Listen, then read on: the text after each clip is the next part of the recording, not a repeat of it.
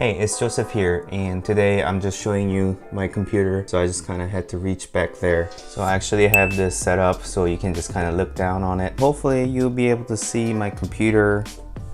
So I actually had another video where I showed the build up of this machine, so you can check it out by clicking right here or one in the description. But I just wanted to do a brief follow-up in my current thoughts on this machine right now.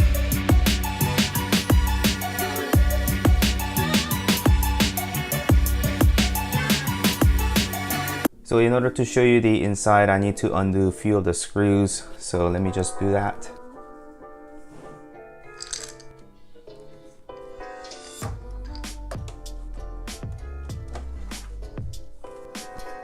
So basically you can see the inside of the machine and the layout of the components. And there were some cable management that I have done throughout. However, you can really see how compact everything is. And that's what I like about these cases, where it is a bit of a challenge. And in my other video, actually the cooler was the Intel stock fans. And you can see the two RAM sticks that are in here, and the hard drive and NVMe drive is actually sitting here. And then this is GTX 1080 unit with two fans behind it, and power supply, which is modular, so I can just take out the cables that I don't need. So this is a box for that solid state drive, 512 gigabytes and 970 Pro Samsung model, which is one I have. I'm gonna come back to this, so I'm just gonna leave the box right here. So this fan here is actually oriented so that it is intake, and this one is oriented so that it blows air out. So this card is actually a founder's edition, and basically it collects the air and blows it out to this side here.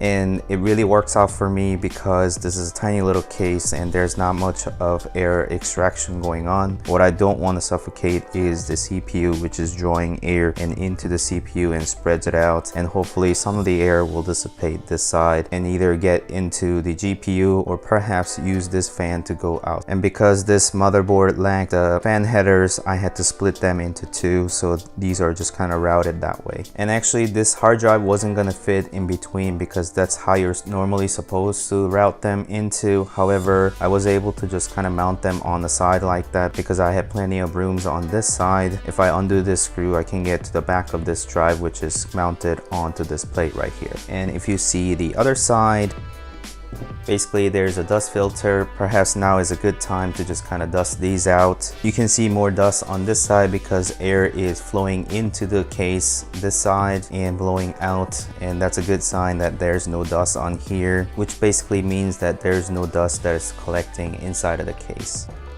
And you can kind of see the front here. There's microphone, headphone, and USB 3.0 in the front, and this is a power button and sort of the LED indicator whether it's on or not, and onto the other back of the case. And you can see the power and GPU and all the connection for the sound and Wi-Fi antennas, Ethernet, and all other cables, and all the display type of ports, which I don't use at all.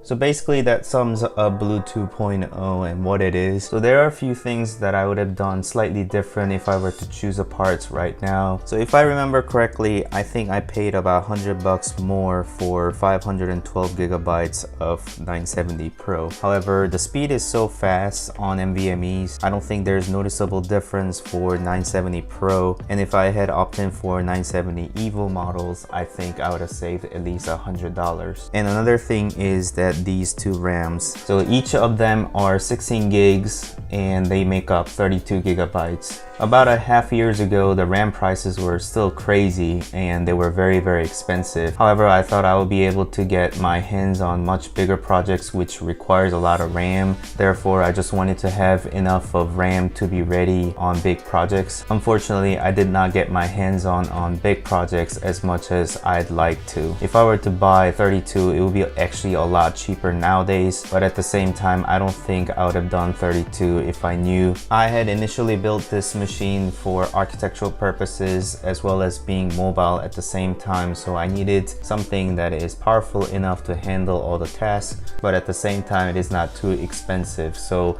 it can basically handle everything that I throw in. However, those are the few points I would have done slightly different if I knew ahead of time. So those are my thoughts, and I'll list all the parts so you guys can kind of have a look. And if you have any question, please leave it in the comments so I can kind of to answer and address all of those questions you might have. So whilst the case is out here, I'm just gonna get the dust filters and kind of clean them. And if you like this video, please like it and subscribe to the channel if you want to continue watching these type of videos. And thank you for watching.